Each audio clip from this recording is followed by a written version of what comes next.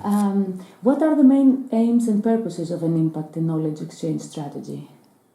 Well, in our field, which is social science, I think almost all social scientists want to change the world for the better. That's why they do the subject. What one is attempting to do is to translate world-class research into knowledge that will be of use to other people, and they will actually use that in order to change things for the better. So impact and knowledge exchange, the circle is brought round, if you like, by the fact that we have to work with other people and learn from them. So there's a real sense in which in social science, knowledge exchange is like the laboratory for the physical scientist. Right. When do you think that an impact and knowledge exchange strategy is successful? And how do you judge success? You judge success not in terms of that the world has necessarily changed, because a lot of very good social science research may not be taken up for decades, or it may be just preventing something from happening. Where it's successful, I think, is where you can show and demonstrate that groups, whether it be government or civil society or individuals, have actually taken on board this knowledge and their behaviour has in some way changed in consequence. What are the challenges involved in developing and managing an impact and knowledge exchange strategy, and how do you deal with them? Are you talking about the strategy for an individual or for a... At the institutional level. Oh, the institution. Well, I think at the institutional level, the challenge is providing the right sort of support to particularly young researchers who are starting out.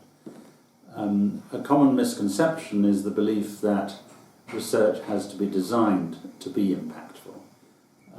I, in general, would argue, and particularly here at Oxford, that research should be curiosity-driven. But given the ideas that we want to work out and given the research we want to do, we then have to look at what the implications of that research are for impact.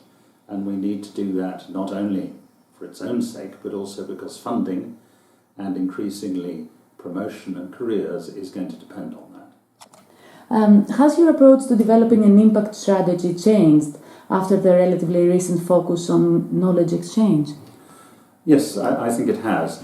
The reason is that the idea of impact, I think, originates much more in the field of medical science, where there is a sort of unidirectional process by which research takes place in the laboratory, often funded by the Wellcome Foundation or by pharmaceutical companies, and then that research is then translated into an improved pharmaceutical, and then there's an impact in terms of people reducing heart attacks or something.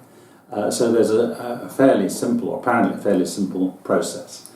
However, when we begin to think of this in terms of partnerships, let's say, between engineering and industry, or between, let us say, economists and central banks, or between, let's say, anthropologists and non-governmental organizations in developing countries, we see that the process is much more circular process of the research itself involving the participation of other institutions, of us as academics learning from those interactions and from those people, and then that works its way back into the research.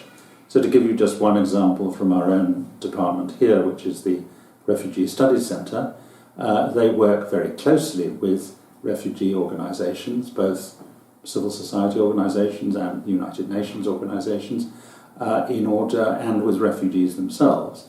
So their research involves actually learning from the situations, and vice versa.